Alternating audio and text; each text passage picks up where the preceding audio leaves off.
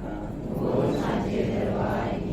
जयकारा श्री गीता जी भगवान जी का जयकारा बांके बिहारी जी का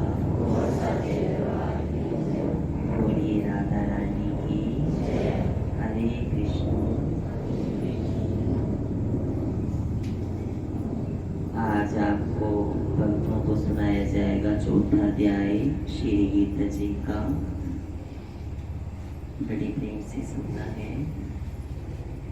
श्री कृष्ण भगवान जी अर्जुन जी से कहते हैं, हे अर्जुन, यह कर्मयोग प्रथम मैंने सूर्य को सुनाया था। सूर्य ने मनु को कहा, फिर मनु ने अपने पुत्र इक्ष्वाकु को कहा था।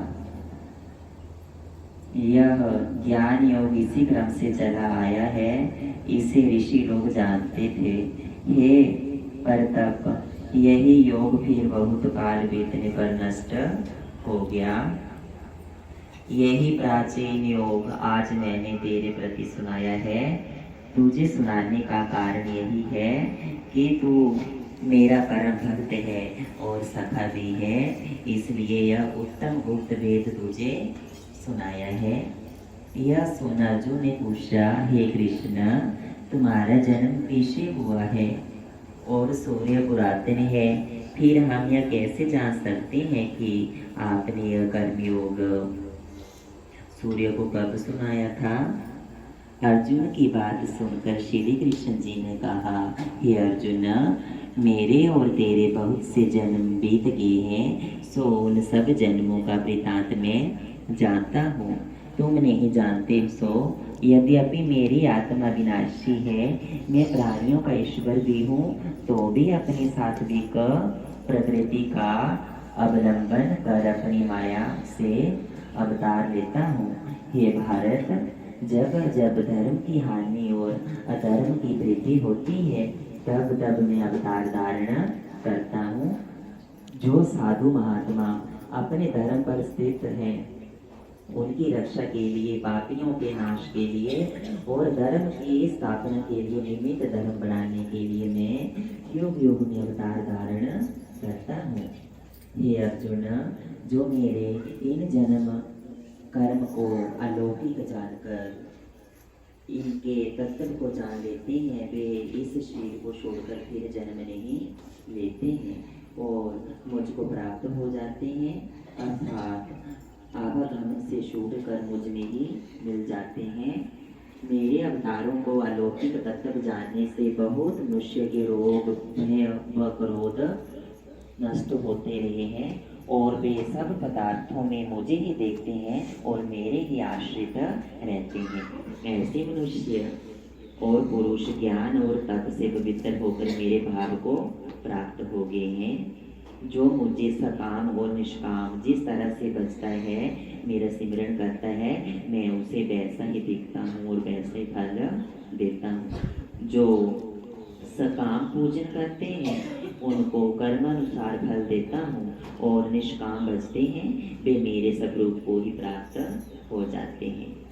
जो तू कहे कि सभी मनुष्य तुम्हारा भजन क्यों नहीं करते, तो उनकी बात सुन। इस संसार में जो मनुष्य कर्म की सिद्धि को चाहते हैं, वे इंद्रादि देवताओं की उपासना करते हैं, क्योंकि मनुष्य लोक में कर्म की सिद्धि शीघ्र होती है और मेरी साक्षात सेवा से ज्ञान का फल स्वरूप जो मुक्ति है, सो कठिनता से मिलती है। ब्राह्मण, क्षत्रिय, वैश्य, शूद्र, ये चारों वर्ण अपने अपने गुण कर्म से मैंने ही बनाए हैं। यद्यपि इनका कर्ता मैं ही हूँ, तो भी मुझे किसी कर्म किए का लेप नहीं लगता, क्योंकि मैं अविनाशी हूँ और इनमें मेरी आसक्ति नहीं है। हे अर्जुन, कर्म मुझको लिप्त नहीं होते हैं और ना कर्म फल में मेरी इच्छा है, क्योंकि मैं पूर्ण काम हूँ। जो मुझको ऐसा जानते हैं, वे कर्म में ही बंधते हैं। पहले जनक आदि का समस्त जनों से भी ऊपर के ही हुई सब बातें जानकर कर्म किया गया था। इससे अब तुम भी यही कर्म करो जो पूर्व पुरुषों ने पहले किए हैं। हे अर्जुन, कौन सा कर्म कर्तव्य है और कौन सा कर्म करने योग्य नहीं, इस बात के विचार में बड़े बड़े पंडितों की बुद्धि चक्कर में पड़ जाती है। उसी कर्म का वर्णन करता हूँ जिसे जानकर संसार के बंधनों से छूट जाओगे।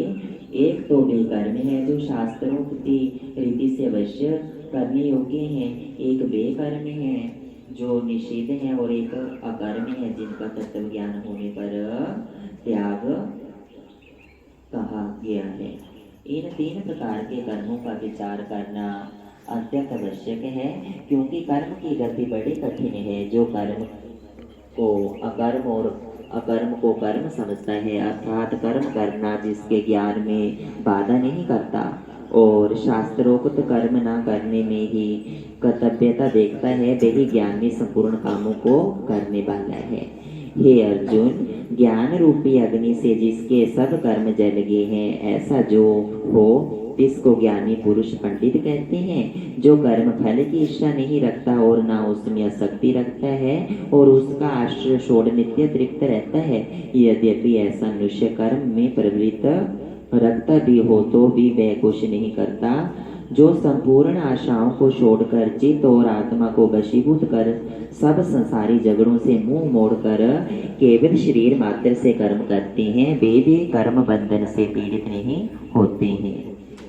हे अर्जुन, जो पुरुष अपने आप मिली हुई वस्तुओं पर संतोष करते हैं, सुख दुख हानि लाभ से जिनके मन को वेदना नहीं होती, कोई विचार नहीं होता है, जो मत्सरता रहित है, जिनकी बुद्धि सिद्धि असिद्धि में समान है, वे कर्म करके भी बंधन में नहीं पड़ते हैं। जो भाई बंधु स्त्री पुरुष आदि की आसक्ति से छूट गया है और संसारिक विषयों से मन को रोक रखा है और ज्ञान में जिसका चित्त स्थिर है, वह यज्ञ के लिए जो कर्म करता है उसके लिए सब कर्म वासना रहित लीन हो जाते हैं। ब्रह्मा के अर्थ और ब्रह्मा की हवि तथा ब्रह्मरूप अग्नि से ब्रह्मा ही ने दिया है। इस प्रकार जो जानता है, अर्थात होम अग्नि शत्रुबा हवि कर्ता दरित आदि सब सामग्री ब्रह्मा स्वरूप ही है। जिसकी ब्रह्मा कर्म में वृत्ति है, वह अवश्य ब्रह्मा को प्राप्त होता है। कितने ही कर्मयोगी श्रद्धा पूर्वक इंद्र आदि देवताओं की पूजा करते हैं और कितने ही ज्ञान योगी ब्रह्मा रूप अग्नि में ब्रह्मा रूप से हवन करते हैं। हे अर्जुन, कितने ही ऐसे योगी जो अपने नेत्र कान आदि इंद्रियों को संयम रूप अग्नि में होम देते हैं, कितने ही इंद्र इन इंद्रियों के रूप शब्द आदि विषयों को इंद्रिय रूप अग्नि में होम देते हैं। कितने ही ऐसे योगी हैं जो कर्म इंद्रियों और ज्ञानेंद्रियों के कर्म को तथा प्राण अपान आदि देश प्राणों को होते हैं, अर्थात सब विषय वासना से दूर हो केवल ब्रह्मा में लीन हो जाते हैं। जो अपने नियम में बड़े तत्पर हैं, उनमें से कितने ही द्रव्य दान और कितने ही वेद का पाठन रूप यज्ञ करते हैं, कितने ही प्राणायाम में लीन होकर प्राण और अपान की गति को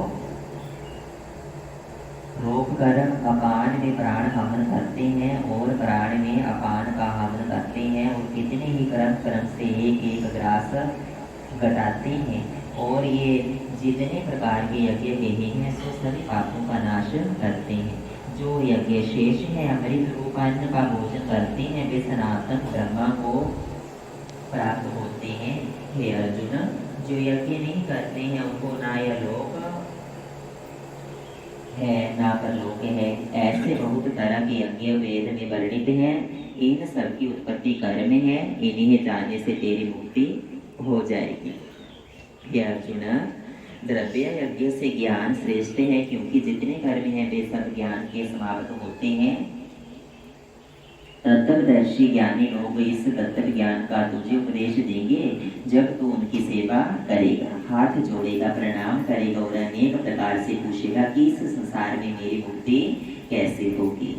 हे अर्जुन, इस ज्ञान के प्रताप से तुझे ऐसे मोह फिर कभी ना होगा और इसी ज्ञान से संपूर्ण प्राणियों को अपनी आत्मा और मुझ में भी देखेगा।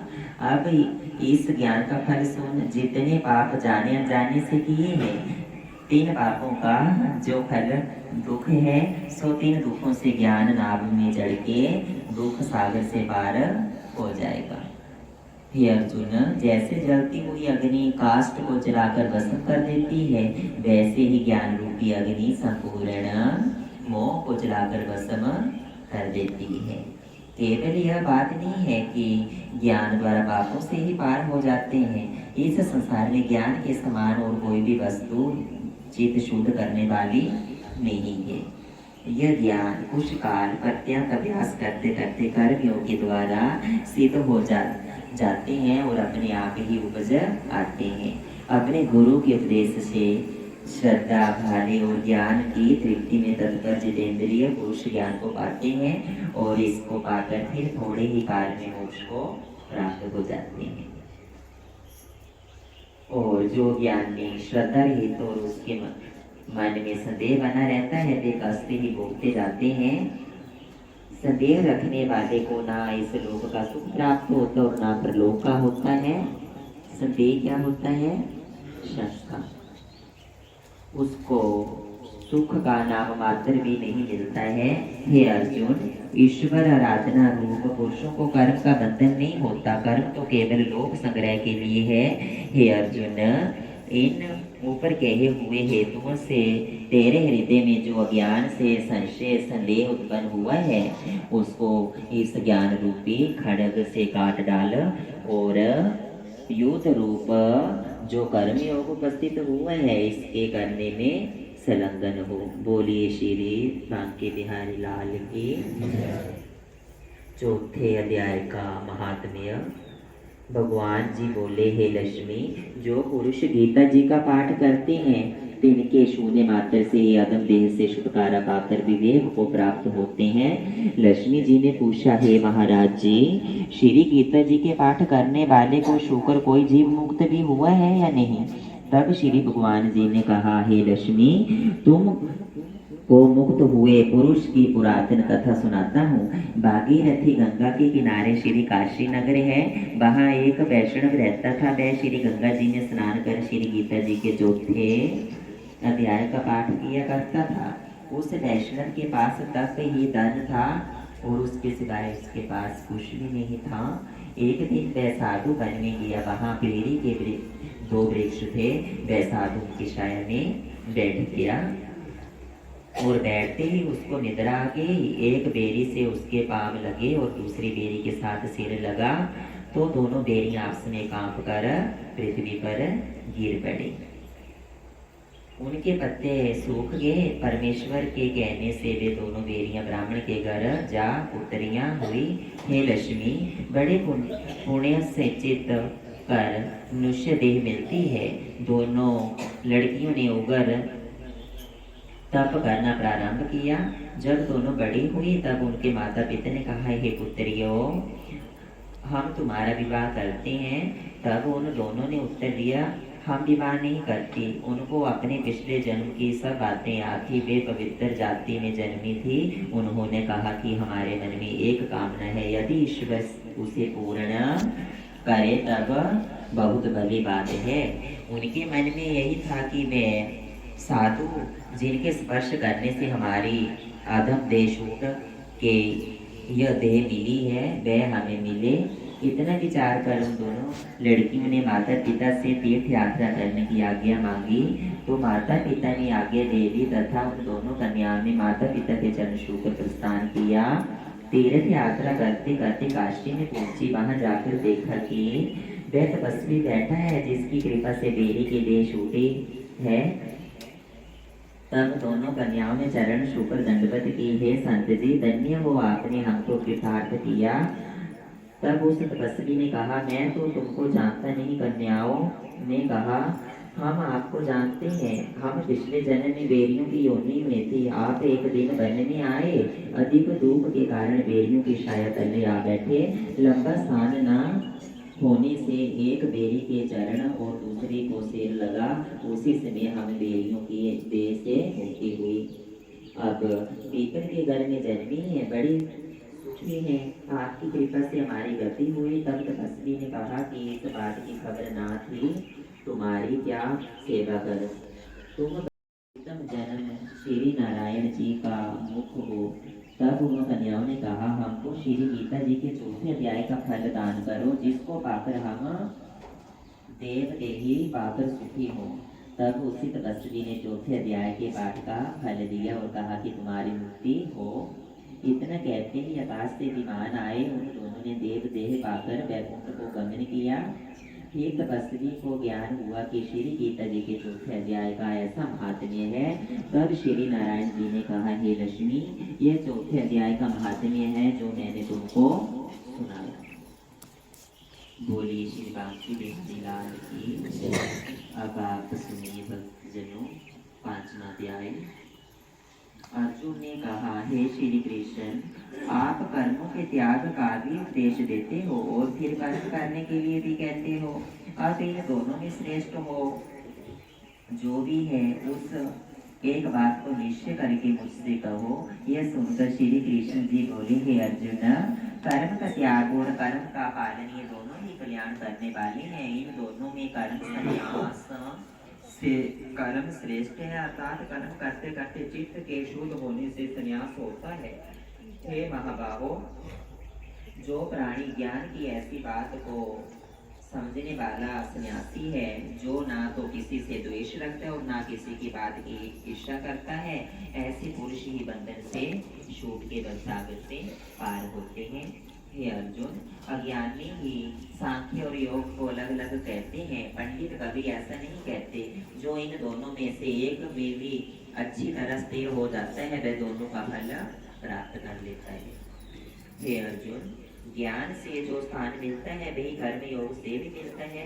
इससे जो ज्ञान और कर्म को एक से ही देखते हैं, वे ही अच्छी तरह से देखने वाले विद्वान होते हैं। हे महाबाहो अर्जुन, बिना कर्म योग संन्यास को पाना कठिन है और कर्म के करने वाले मनुष्य कर्म करने से शुद्ध चित्त द्वारा शीघ्र ही ब्रह्मा को प्राप्त हो जाते हैं। हे अर्जुन, जो कर्म योग से युक्त है अथवा कामना त्याग करके काम करते हैं, जिनका चित्त शुद्ध है, जिन होने अपनी आत्मा और इंद्रियां जीत ली हैं और जो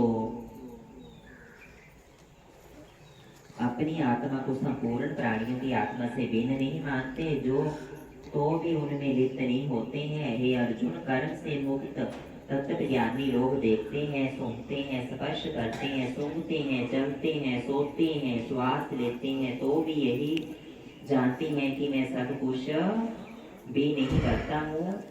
वे बोलते, छोड़ते, ग्रहण करते, आंख खोलते, बंद करते हैं, परंतु यही समझते हैं कि कुछ नहीं करते।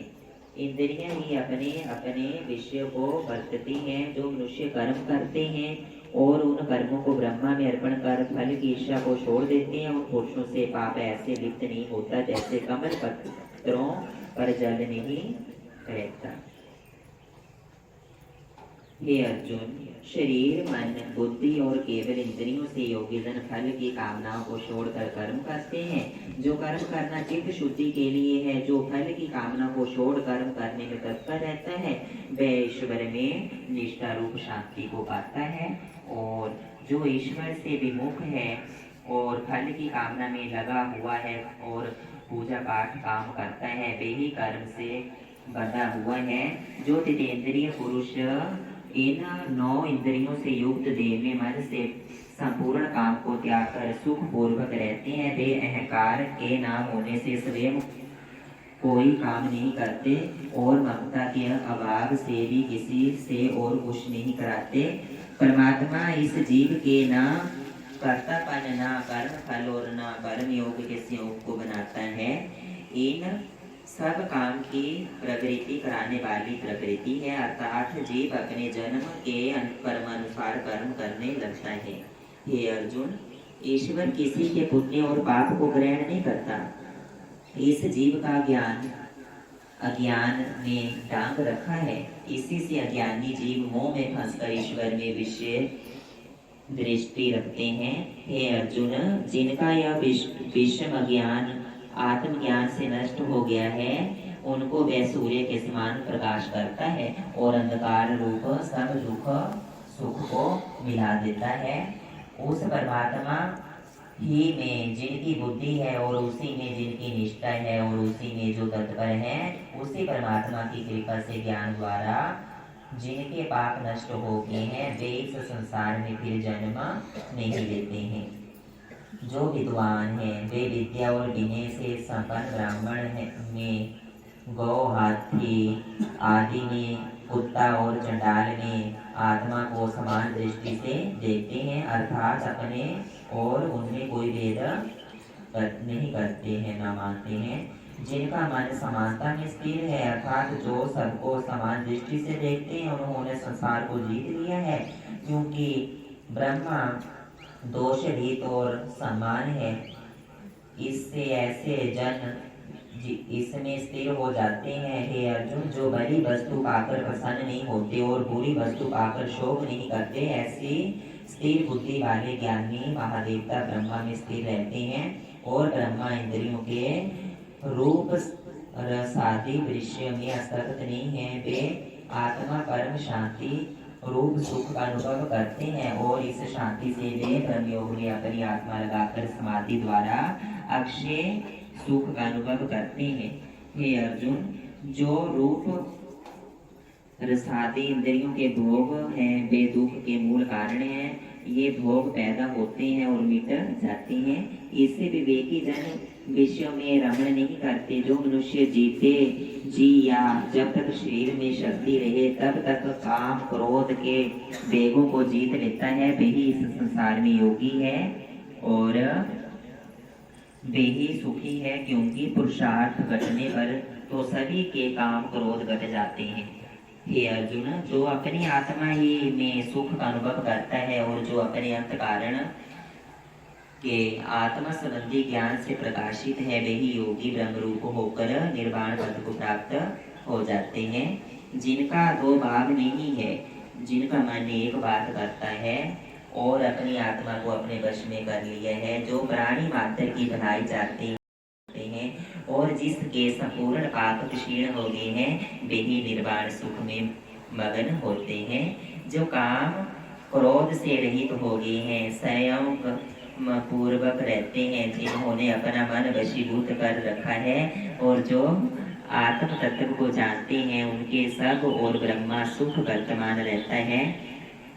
रूप रसादि इंद्रियों के ब्रह्मा विषयों को बाहर करके और नेत्रों से त्रिपुटी का ध्यान कर प्राण और अपान वायु को समान रख कुंभक प्राणायाम करें। धूम्रदेह में दृष्टि रखना इसलिए कहा गया है कि बंद करने से तो निद्रा करे और खुले रहने से बाहरी विषयों पर मन दौड़ता है और वे दोनों वायु सम होकर नासिका में से संचार करते हैं। वह प्राणी जिसने अपनी इंद्रिय मन बुद्धि को जीत लिया है, सो मोक्ष ही का आश्रय लिए रहता है। जिनकी इच्छा डर क्रोध भी नहीं, वे सदा जीव मुक्त हैं। संपूर्ण यज्ञ और तप का पालन करने वाला, सब लोगों का ईश्वर, भूत प्राणियों का मित्र, मुझको जानते हैं, वे सुख पाते हैं। बोलिए श्री गीता जी भगवान की। अब एक भजन सुनाए। तेरे लिए मैंने जोगन बेस बनाया, सावरिया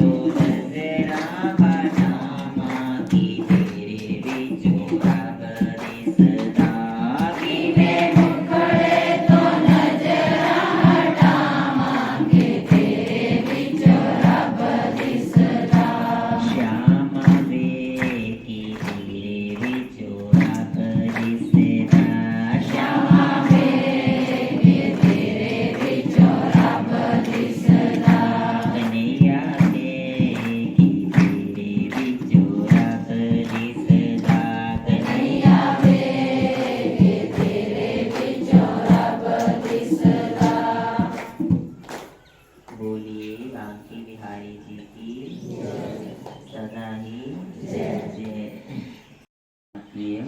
श्री भगवान जी बोले, हे लक्ष्मी, अब 5वें अध्याय का महात्म्य सुन। पिंगला नामक एक ब्राह्मण अपने धर्म से भ्रष्ट हो गया था। वे कुसंग में पड़ गया था। मांस मछली खाता, मदिरा पान करता और जुआ खेलता था। जब ब्राह्मण के भाई बंधुओं ने उसे धिक्कार कर त्याग दिया तो वह किसी और नगर में चला गया। देह योग से ब्राह्मण एक राजा के यहाँ नौकरी करने लगा। राजा के पास बैठकर वह दूसरे लोगों की चुगलियां किया करता था। इसी प्रकार जब बहुत दिन बीत गए तब राजा से चुगलियां करके वह धनवान हो गया। तब उसने अपना विवाह कर लिया, पर स्त्री व्यभिचारिणी आई। जैसा वह करता था वैसी ही स्त्री आई। जो कुछ वह ब्राह्मण कहे सो वह ना करे। ब्राह्मण कहे तू बाहर जा, वह कहे नहीं। जहाँ उसका जी चाहे वह जावे, भर्ता को जाने नहीं। वह कल्पा करता और स्त्री को मारता। एक दिन उस स्त्री को बड़ी मार पड़ी। उस स्त्री ने दुखी होकर अपने भाई भर्ता को विष दे दिया। वह ब्राह्मण मर गया और उसने गीध का जन्म पाया। कितने काल पीछे वह स्त्री भी मर गई। उसने तोते का जन्म पाया। वह जिस तोते की स्त्री हुई वह एक वन में रहता था। एक दिन उस तोते ने तोते से पूछा कि हे तोते, तूने तोते का जन्म क्यों पाया? तब उस तोते ने कहा, हे तोती, मैं पिछले जन्म की वार्ता कहता हूँ, सुन। मैं पिछले जन्म में ब्राह्मण था। अपने गुरु की आज्ञा नहीं मानता था। मेरा गुरु बड़ा विद्वान था। उसके पास और विद्यार्थी भी रहते थे। जब गुरुजी किसी और विद्यार्थी को पढ़ाते तो मैं उनकी बात नहीं बोल पड़ता। उन्होंने मुझे कई बार डांटा भी, मगर मैंने नहीं माना। तब गुरुजी ने मुझको शाप दिया कि जा, तू तोते का जन्म पाएगा। इस कारण से मैंने तोते का जन्म पाया है।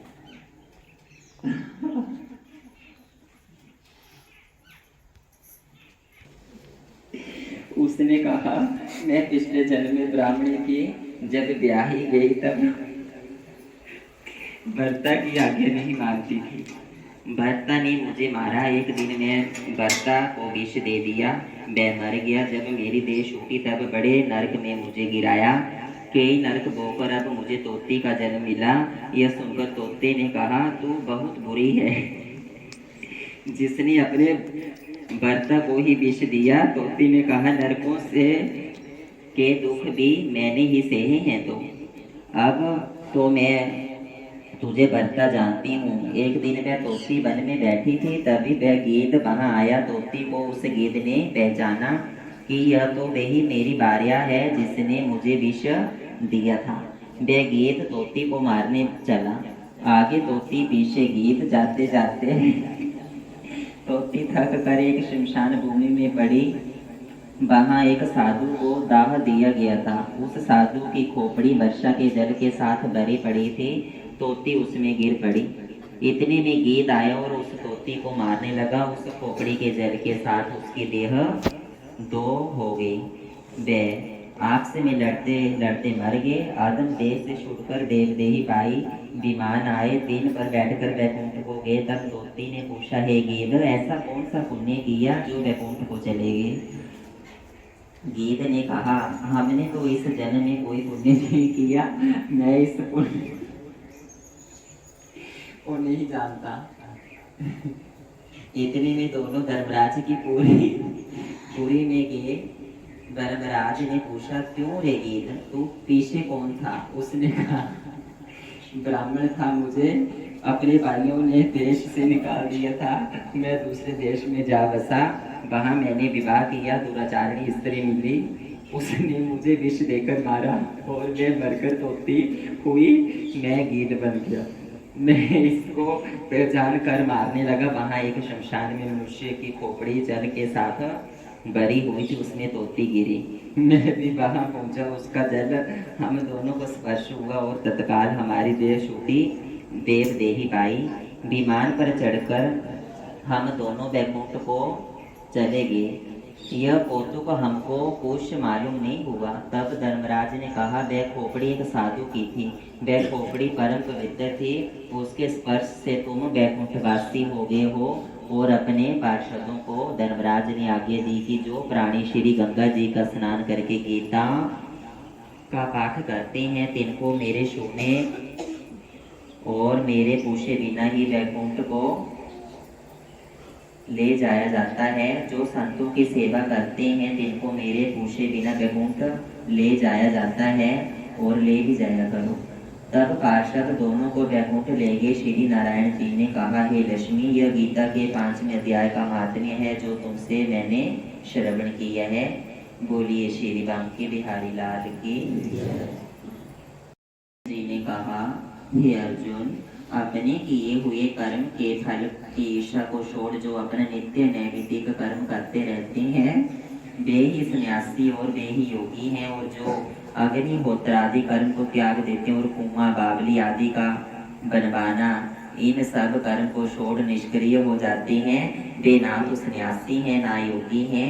अभिप्राय यह है कि केवल क्रियाओं को त्यागने वाला सन्यासी नहीं है, परंतु कर्म करते हुए फल की आशा न करना संन्यास है। उसी का नाम योग है। बिना फल की कामना को त्यागे कोई भी योगी नहीं हो सकता, क्योंकि कर्म फल का त्याग संन्यास और दोनों में ही है। जो ज्ञान योग की प्राप्ति करना चाहते हैं, उनकी ज्ञान प्राप्ति का कल्याण कारण कर्म कहा गया है, क्योंकि निष्काम कर्म करने से चित्त शुद्ध होता है।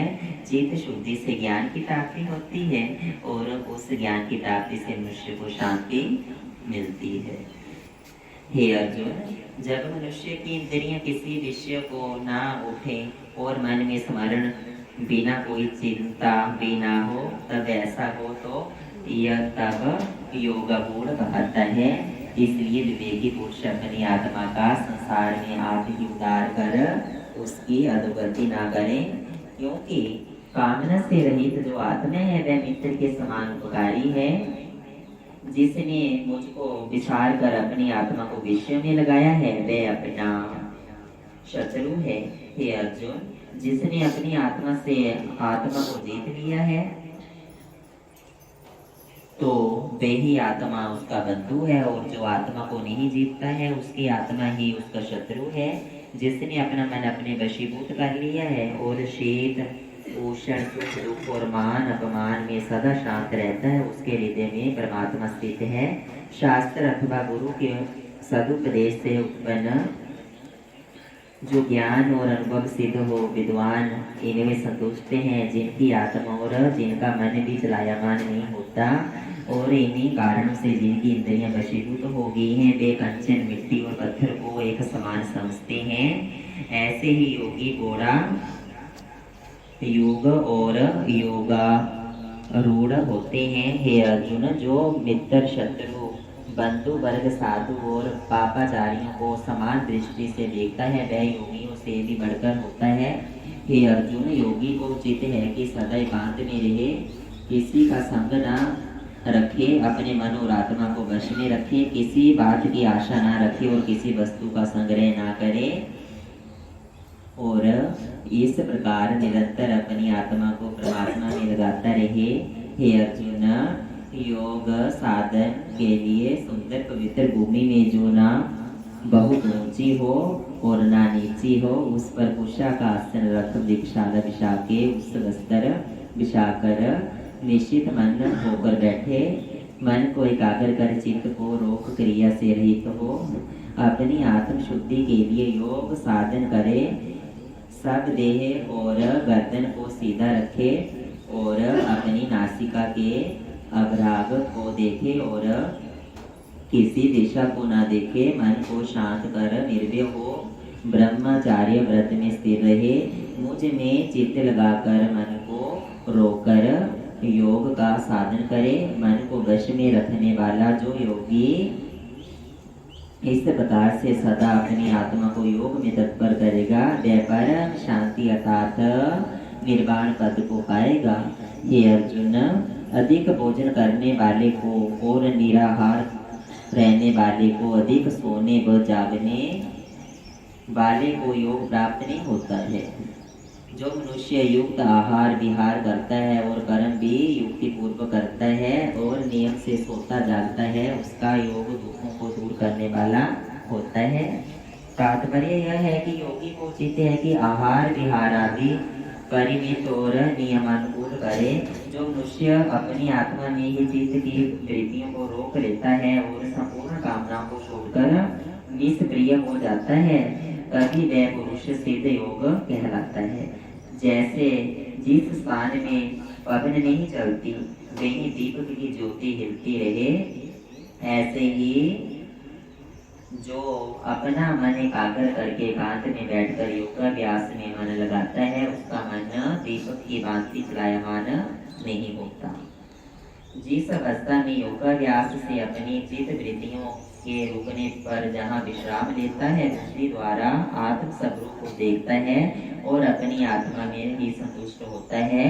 हे अर्जुन, जिस अवस्था विशेष में योगी जन किसी ऐसे अत्यंत सुख का अनुभव करते हैं कि जो इंद्रियों के विषय से दूर है और केवल बुद्धि द्वारा ही जाना जाता है, इसी से उस सुख में स्थित योगी आत्म स्वरूप से चलायमान नहीं होता है। हे अर्जुन, जो आत्म स्वरूपी इस सुख को पाकर इससे अधिक और किसी लाभ को नहीं मानते, वे उस सुख में स्थिर होकर बड़े बड़े जो शीत गर्मी आदि के सुख दुख हैं उनमें भी विचलित नहीं होते। जिस अवस्था में दुख का लेश मात्र व्यय भी नहीं रहता, उस अवस्था को योग अवस्था जानो। इससे स्थिर चित होकर यत्न पूर्वक योगाभ्यास करना उचित है। संकल्प से उत्पन्न होने वाली और योग में बाधा डालने वाली अनेक तरह की कामनाओं को त्याग कर और इंद्रियों को मन के संपूर्ण वेग से रोककर योगाभ्यास करें। वश में हुई बुद्धि से शहने शहने मन को आत्मा में निश्चल करें और किसी बात का चिंतन ना करें। मन बड़ा चंचल है, किसी जगह जल्दी स्थिर नहीं होता है। इससे जहाँ जहाँ चित जाए वहाँ से इसे रोकर आत्मा में स्थिर करें। हे अर्जुन, ऊपर लिखी रीति के अनुसार शांत चित होने से संपूर्ण विकार समय में भाग जाते हैं। आत्मा निष्पाप हो ब्रह्म में लीन हो जाती है। ऐसे योगी को समाधि का उत्तम सुख अपने आप ही प्राप्त हो जाता है। इस प्रकार सदा आत्मा को लगाए रखने वाला निष्पाप योगी सुख पूर्वक बिन परिश्रम महान महासुख को भोगता है। सब को समान दृष्टि से देखने वाले योगाभ्यासी अपनी आत्मा को सब प्राणी मात्र में देखते हैं और सब प्राणियों को अपने आत्मा में ही देखते हैं।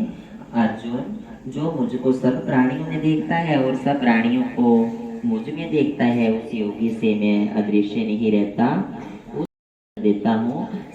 सभी भूत प्राणियों में मुझको व्यापक जानकर जो मेरा भजन करते हैं, तिनका फिर जन्म नहीं होता और जन्मों में व्याप्यता नहीं है। जो संपूर्ण प्राणियों के दुख सुख को अपने दुख सुख के समान मानता है और सब को एक सा देखता है, वही योगी श्रेष्ठ है। श्री कृष्ण जी की बात सुनकर अर्जुन ने कहा, हे मधुसूदन, आपने जिस योग का मुझे उपदेश किया है कि संभाग से देखे, सो मैं अपनी बुद्धि की चंचलता से यह समझता हूँ कि इस प्रकार योगी का योग बहुत काल तक स्थिर नहीं रह सकता।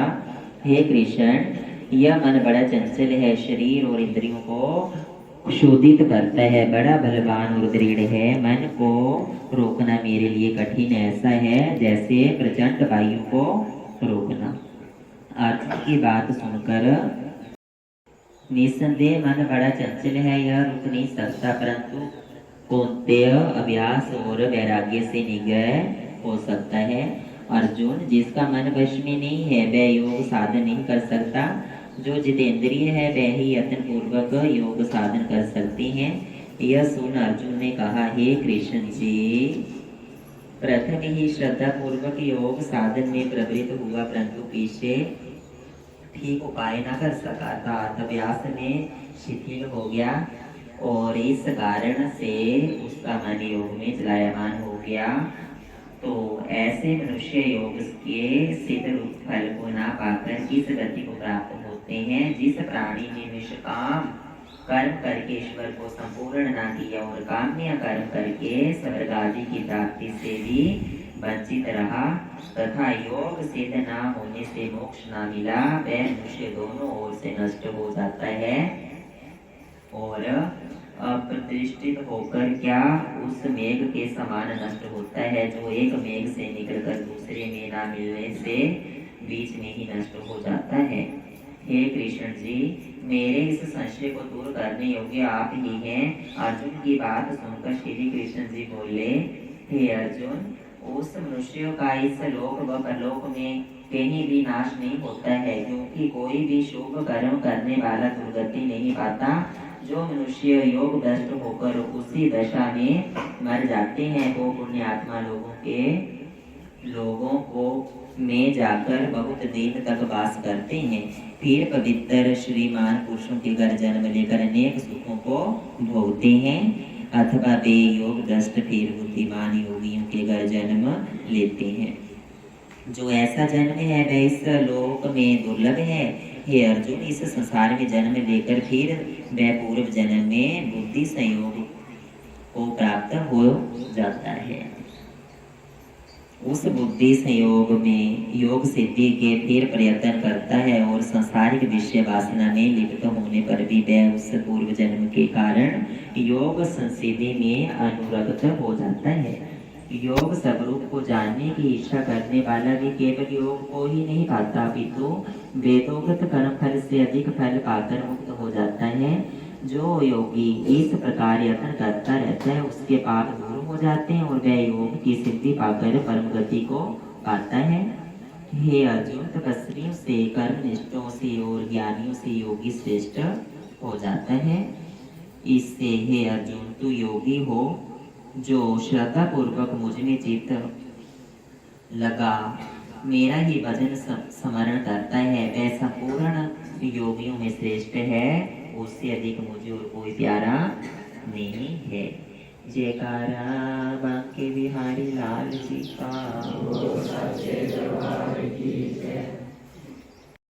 जी ने कहा, हे रश्मि, गीता के 6वें अध्याय का महात्म्य सुनो। गोदावरी नदी के तट पर स्वर्ग के समान विष्णुपुर नामक एक नगर है। वहाँ का राजा ज्ञान श्रुति नाम का था। उसकी प्रजा भी धर्मज्ञ थी। लोग राजा की स्तुति करते थे। एक दिन राजा ज्ञान श्रुति अपने महल के ऊपर बैठा था। उसी समय आकाश मार्ग से उड़ता हुआ हंसों का झुंड आया और महल के ऊपर आकर विश्राम करने लगा। बैठते ही उनमें से एक हंस वहां से बड़े वेग से उड़ा। उसका उड़ना देखकर साथ के हंसों ने कहा कि इतने उतावले होकर क्यों उड़ते हो? बैसों से बोला कि उधर देखो, यह कैसा प्रतापवान राजा बैठा है। इस राजा में रैयत मुनि का तेज व्यापक हो रहा है। इस बात को सुनकर राजा के साथी को बुलाया और रथ में बैठकर रैयत मुनि को ढूंढने चल दिया। साथ में 1000 गऊ और बहुत सा द्रव्य ले लिया। साथ ही राजा की आज्ञा से रथ को हाँककर अनेक तीर्थों में रैयत मुनि को ढूंढता हुआ चला, परंतु राजा के प्रताप से रथ कहीं नहीं रुका। तब बद्रिक आश्रम के समीप पहुंचते ही रथ रुक गया। तब राजा ने जाना इन्हीं पर्वतों में कहीं मुनि अवश्य रहते होंगे। यह देख सारथी ने रथ रोक दिया और राजा रथ से उतरकर मुनि को खोजने लगा। उसने आगे जाकर एक जगह देखा कि एक तपेश्वरी बैठा हुआ है। उसके प्रकाश से चारों ओर सूर्य जैसी किरणें निकल रही हैं। राजा ने समझ लिया कि यही रैयत मुनि है। फिर 1000 गऊ के सहित रैयत मुनि के पास पहुंचा और संपूर्ण सामग्री सामने रखकर दंडवत प्रणाम किया।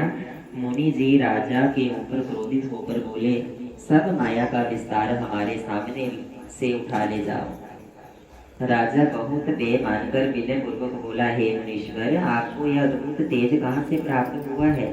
सो कृपा कर वर्णन कीजिए। रैयत मुनि ने कहा, हे राजा, यह गीता जी की महिमा है। मैं गीता के 6वें अध्याय का प्रतिदिन पाठ करता हूँ। इसी से देवताओं की दुसह तेज राशि को मैंने पाया है। और तू गीता के महात्म्य को जानना और उसका पाठ करके मुक्त हो जा। नारायण जी कहने लगे, हे लक्ष्मी जी, जो मनुष्य इस 6ठे अध्याय का नित्य पाठ करते हैं वे निस्संदेह ही विष्णु लोक को प्राप्त हो जाते हैं। तो 7वें अध्याय सुनना है सभी ने। हे अर्जुन, अपना चित्त मुझ में लगाकर और मेरा ही आश्रय लेकर जिस प्रकार से संशय रहित मुझको पूर्ण रीति से जानोगे, सो मैं कहता हूँ। हे पार्थ, अब तुमको संपूर्ण ज्ञान विज्ञान सुनाता हूँ। इसे जानकर फिर कुछ जानना नहीं रहता। हजारों मनुष्य में कोई एक ऐसा होता है जो आत्मज्ञान जानने के लिए यत्न करता है, और इस यत्न करने वाले में कोई कोई ही मुझको भली भांति जानता है। पृथ्वी, जल, तेज, वायु, आकाश, मन, बुद्धि और अहंकार, ये 8 प्रकार की भिन्न प्रकृति है। ये जो 8 प्रकार की प्रकृति है इन्हें अपरा प्रकृति कहते हैं।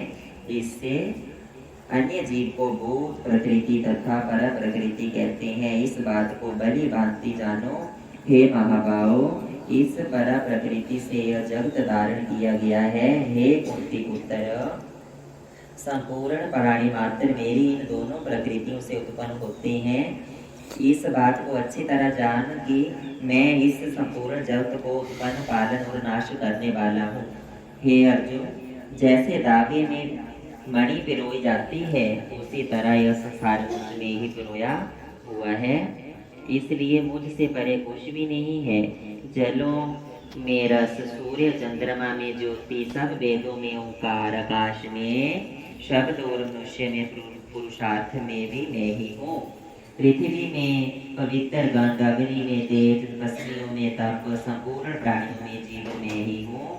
संपूर्ण प्राणियों का सृष्टिकर्ता मैं ही हूँ। विद्वानों में और बुद्धिमानों में बुद्धि रूप, बलवानों में मैं ही बल रूप हूँ।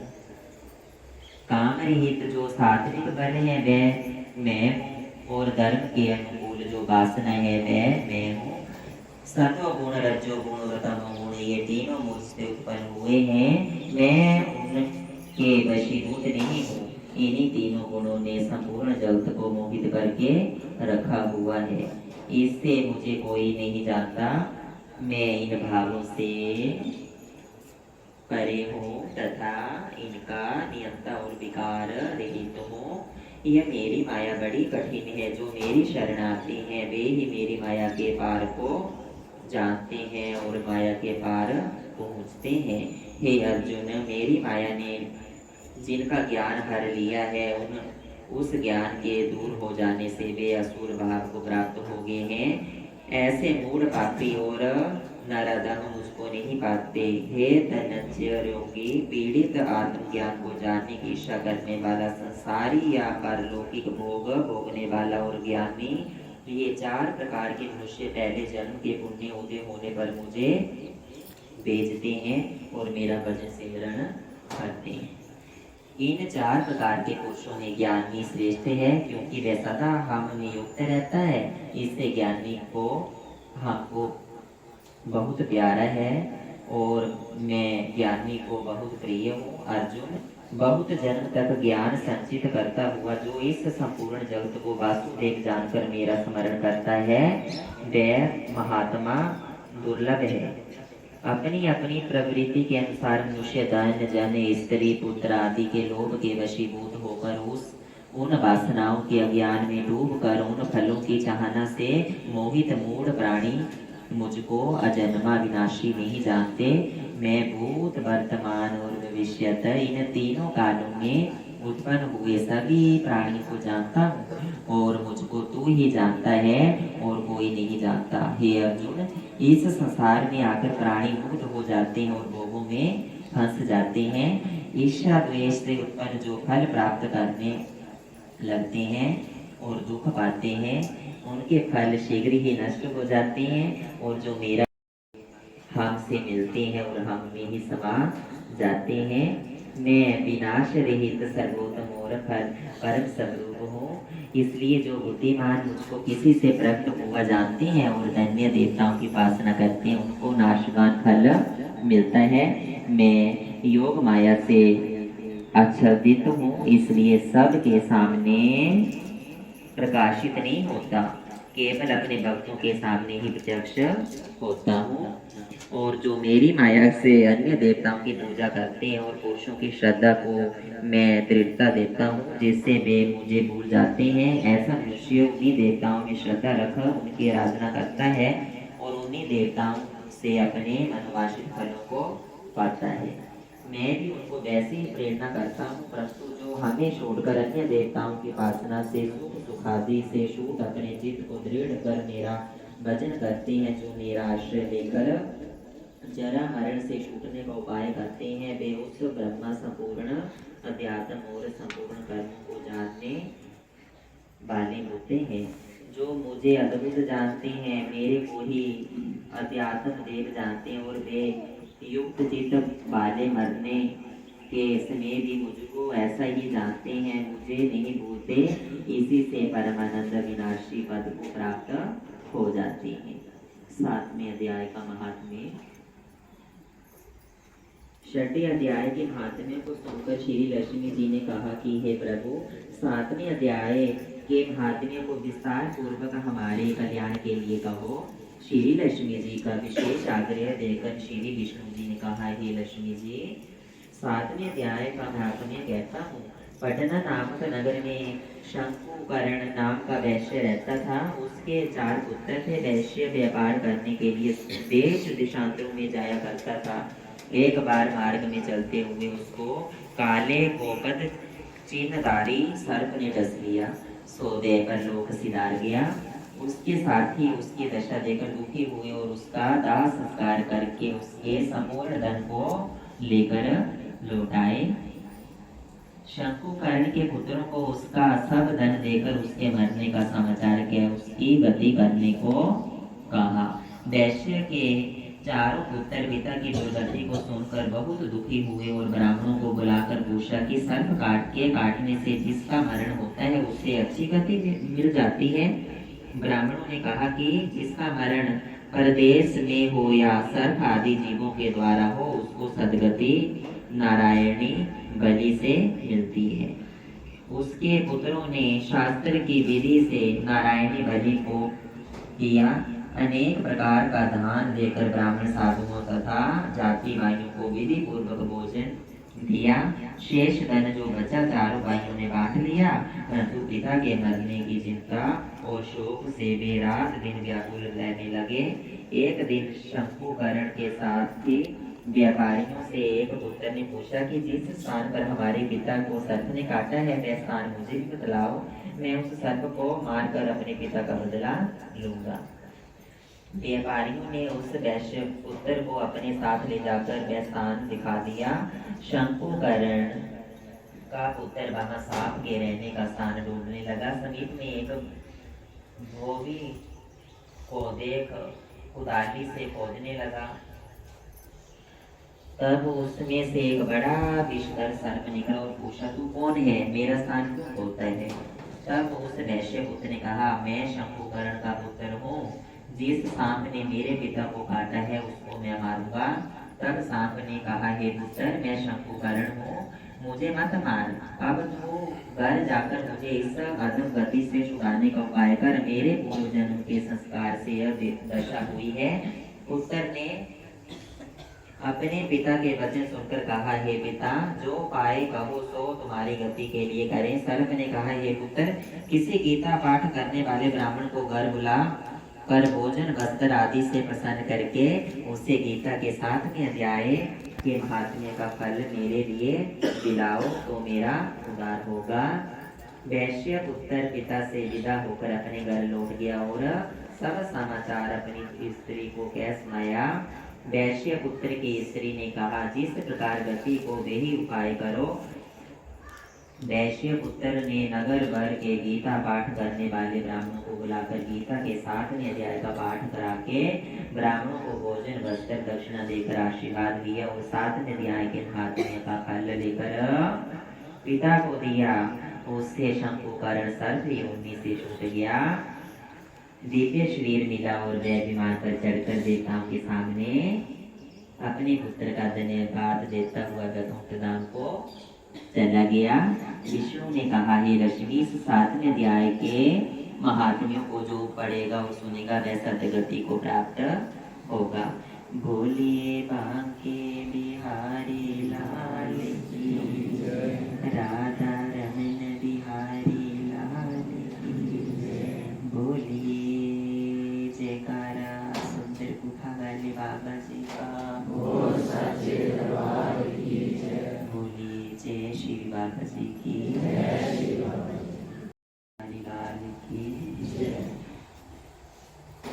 पर सीताराम फिकर फिर क्या करना, जब जब सिर पर सीताराम फिकर फिर क्या करना, जब सिर पर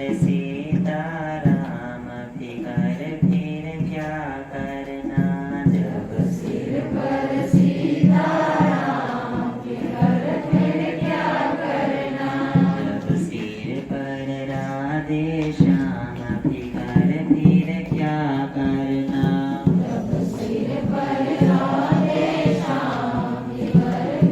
क्या करना, तेरे बिगड़े बनेंगे काम फिकर फिर क्या करना,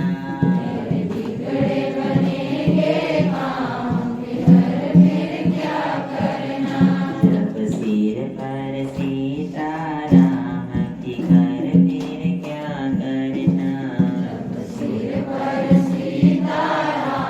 फिकर फिर क्या करना, जब सिर पर राधे श्याम फिकर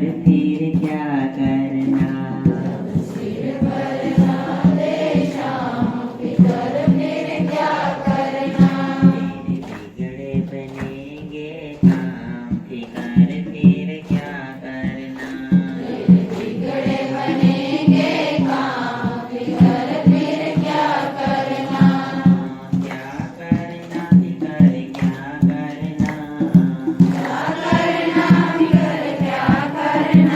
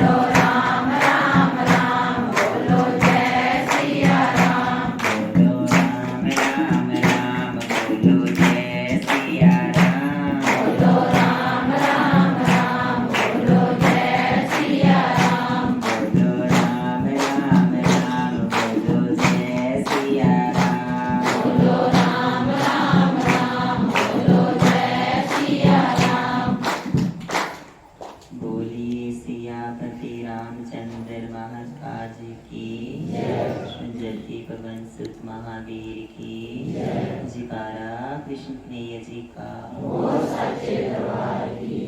जय होनाहारी जी का,